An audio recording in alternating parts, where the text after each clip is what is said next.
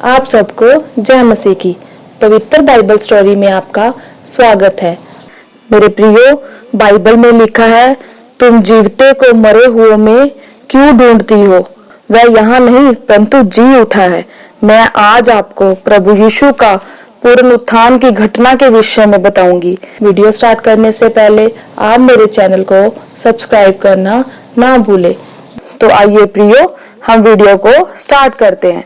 Bible हमें बताती है, जब क्रूस पर प्रभु ने अपने प्राण त्यागे तो प्रभु के शिष्य ने, जिसका नाम यूसुफ था, उसने पिलातुस से विनती की, क्या वह प्रभु यीशु के शव को ले जा सकता है?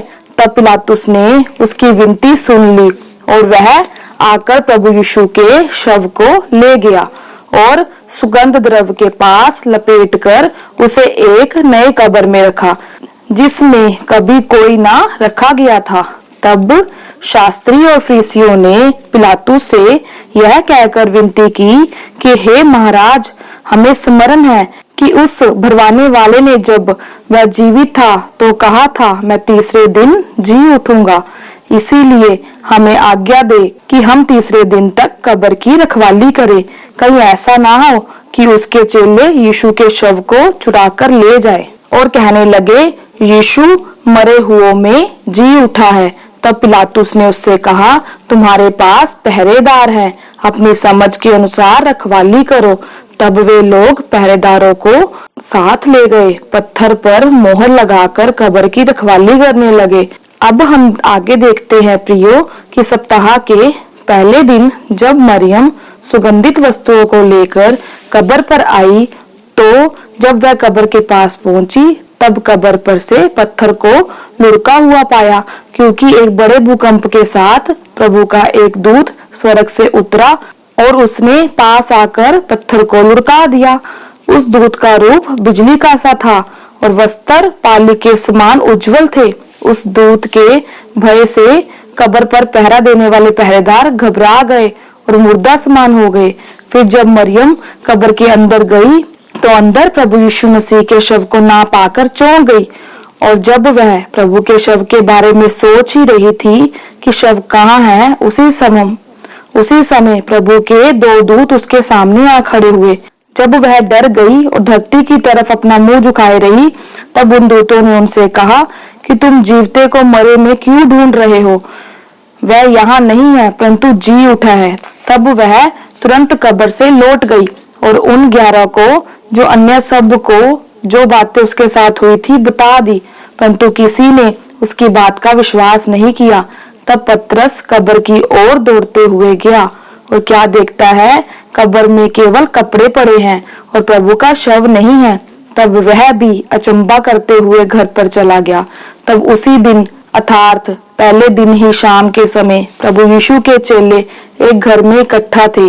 उन्होंने उस घर के दरवाजे यहूदियों के डर के मारे बंद कर रखे थे। तब अचानक प्रभु यीशु मसीह उनके बीच में खड़े होकर उनसे कहते हैं कि तुम्हें शांति मिले। परंतु जैसे ही उन्होंने ये सुना तब वे घबरा गए और डर गए तथा समझने लगे, हम किसी भूत को देख रहे हैं।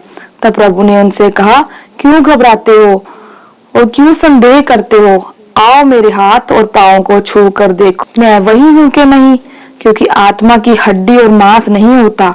यह कहकर प्रभु ने अपने हाथ और पैर उन्हें दिखाए और चेले भी प्रभु को देखकर आनंदित हुए। उसके बाद हम देखते हैं प्रियो कि प्रभु ने उनसे यह कहा कि जैसे पिता ने मुझे भेजा है वैसे ही मैं भी तुझे भेजता हूँ। यह कहकर यीशु ने उन पर फूंका और कहा, पवित्र आत्मा लू, इसके पाप तुम क्षमा करो। वे उनके लिए क्षमा किए गए हैं, जिनको तुम रखो वे रखे गए हैं। तब उन 12 चेलों में से एक चेला, जिसका नाम थोमा था, जब प्रभु यीशु आए वो उनके साथ नहीं था। तब बाकी चेले थोमा को बताने लगे कि हमने प्रभु को देखा है। तब थोमा कहने लगा, जब तक मैं उसके हाथों में कीलों के निशान ना देख लूं, उन कीलों के छेद में अपनी उंगली ना डाल लूं और उसके पिंजर में अपना हाथ ना डालूं, तब तक मैं विश्वास नहीं करूंगा। तब 8 दिन बाद चेले फिर उसी घर के अंदर इकट्ठा हुए और थोमा भी उनके साथ था। तब प्रभु यीशु मसीह अचानक उनके बीच में आकर कहते हैं, तुम्हें शांति मिले। और थोमा से कहते हैं कि आकर अपनी उंगली मेरी हाथों और पिंजरों में डाल और अविश्वासी नहीं परंतु विश्वासी बन। किंतु थोमा ने उत्तर दिया, हे मेरे प्रभु, हे मेरे परमेश्वर। तब प्रभु यीशु ने उससे कहा, तूने मुझे देखा है क्या, इसीलिए विश्वास किया है? धन्य है वे जिन्होंने बिना देखे विश्वास किया। मेरे प्रियो, इस प्रकार प्रभु यीशु मसीह जी उठने के बाद 40 दिन तक चेलों को दिखाई दिए। जी उठने के बाद भी उन्होंने बहुत से चिन्ह चेलों के सामने दिखाए जो पवित्र शास्त्र में लिखे हुए नहीं है, परंतु जितना भी दिखा हुआ है यह इस बात के लिए है कि हम विश्वास करें कि यीशु ही परमेश्वर का पुत्र मसीही है और विश्वास करके हम उनके नाम से जीवन पाए। मेरे प्रियो, प्रभु का पुनरुत्थान उनके जीवन के दिन से ज्यादा महत्व रखता है। लेकिन इस संसार में हम देखते हैं लोग जितने उत्सुक क्रिसमस के लिए होते हैं, जितनी धूमधाम से क्रिसमस को मनाते हैं, उनकी वह जिज्ञासा प्रभु यीशु के पुनरुत्थान के दिन के लिए नहीं दिखती। प्रियो, हमारे सुसमाचार का आधार कि प्रभु यीशु मसीह का पुनरुत्थान है। आज हम लोगों को सुसमाचार सुनाते हैं, उसमें हम यही तो बताते हैं कि हमारा प्रभु यीशु जिंदा है। भले ही वे मारा गया, गाड़ा गया, लेकिन तीसरे दिन वह मृतकों में से जी उठा और आज भी जीवित है। उसकी वो कब्र जिसमें उसको रखा गया था आज भी खाली है। इसीलिए प्रियो, मैं आपको प्रोत्साहित करना चाहती हूँ कि जितने आनंद से आप क्रिसमस को मनाते हैं, उसके 2 गुना आनंद के साथ आपको पुनरुत्थान दिवस मनाना चाहिए। मेरे प्रियो, पुनरुत्थान की इस घटना से मैं आपको कुछ बातें बताना चाहती हूँ। सबसे पहले आप ध्यान दें प्रियो कि हमारा प्रभु यीशु मसीह जी उठा है, तो वह सबसे पहले मरियम को दिखाई दिया। क्या कभी आपने यह सोचा कि प्रभु अपने शिष्य यूहन्ना या पतरस को क्यों नहीं दिखाई दिया? क्योंकि उस समय महिलाएं महत्वहीन समझी जाती थी। उस समय का समाज पुरुष प्रधान था, जिसमें पुरुषों को ही ज्यादा महत्व दिया जाता था। लेकिन प्रभु ने मरियम पर प्रकट होकर समाज इस कुप्रथा को दूर किया और एक महिला को यह सौभाग्य दिया कि वो यीशु मसीह के जी उठने की खबर का सुसमाचार का प्रचार कर सके। प्रियो, यीशु मसीह के जी उठने के बाद पहला सुसमाचार एक महिला के द्वारा ही सुनाया गया। उसके बाद एक और बात यह ध्यान दी, प्रभु यीशु मसीह के जी उठने के बाद वह उस घर में जहाँ पर चेले थे, तो उस घर का द्वार बंद था, लेकिन प्रभु उनके बीच में आ खड़े हुए। प्रियो, जिससे यह पता चलता है कि प्रभु यीशु मसीह जी उठने के बाद कहीं पर भी बिना द्वार खोले आ जा सकते हैं। लेकिन क्या कभी आपने ये सोचा, प्रभु यीशु मसीह जब कब्र से निकले तो कब्र का पत्थर क्यों लुढ़काया गया? जब प्रभु यीशु मसीह बिना पत्थर हटाए भी कब्र से निकल सकते थे, तो कब्र का पत्थर क्यों हटाया गया? वह इसीलिए हटाया गया प्रियो, ताकि हम पुरुष जाकर देख ले जिस कब्र में प्रभु यीशु मसीह को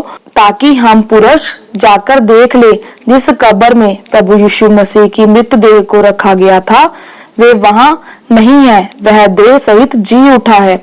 अब वह मृतकों में नहीं बल्कि जीवितों में गिना जाएगा। प्रियो, हम जिस परमेश्वर की उपासना करते हैं और जिस पर विश्वास करते हैं, वह मुर्दा नहीं है परंतु जिंदा खुदा है।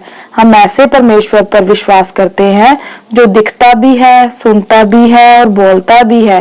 प्रियो, हमारी जिंदगी में हम लोग अब तक मौत से डरते थे, हम सब मृतक के वंश में पड़े हुए थे, लेकिन प्रभु यीशु मसीह ने मुर्दों में से जी उठकर हमें इस बात की आशा दी कि हम भी उसी तरह जिलाए जाएंगे। हमारे प्रभु यीशु मसीह ने मृत्यु के भय से आजाद कर दिया, मौत को प्रभु ने हरा दिया। अब मृत्यु का कोई भी अधिकार हम पर नहीं है। हम मृत्यु जय के सामर्थ्य को अपने जीवन में लेकर चलने वाले लोग हो गए हैं कि हमारा प्रभु यीशु मसीह जो जीवित है, हमें भी एक दिन जरूर जिलाएगा और हम ऐसे जीवन में प्रवेश कराएंगे जहाँ ना रोना होगा, ना दांत पीसना होगा। एक ऐसा जीवन जिसमें हम अनंत काल तक अपने पिता और अपने प्रभु के साथ होंगे। अंत में प्रियो, मैं बस आपको इतना ही कहना चाहती हूँ कि आप पुनरुत्थान की घटना पर विश्वास करते हैं। क्या आप यह विश्वास करते हैं कि जैसे प्रभु जिलाया गया वैसे हम भी जिलाए जाएंगे? ध्यान रखिए मेरे प्रियो, आप एक जिंदा खुदा को मानने वाले लोग हैं और आपको इस बात पर गर्व करना चाहिए। आपको दूसरे लोगों को भी बताना चाहिए कि प्रभु यीशु मसीह जीवित है और वही एकमात्र ऐसा परमेश्वर है जो मनुष्य जाति का उद्धार करा सकता है, ताकि हर एक व्यक्ति उस जीवन में प्रवेश करे जिस जीवन को देने के लिए प्रभु इस दुनिया में आए थे। वह दिन दूर नहीं जब हम प्रभु को आमने सामने देखेंगे और देखकर आनंदित होंगे। क्या आप उनसे मिलने के लिए तैयार हैं? मैं आशा करती हूँ मेरे प्रियो, प्रभु यीशु मसीह के पुनरुत्थान की घटना आपके लिए आशीषित होगी। आप सबका बहुत बहुत धन्यवाद। जय मसीह की। प्लीज मेरे चैनल को लाइक सब्सक्राइब करना ना भूले। प्रभु यीशु मसीह की जय।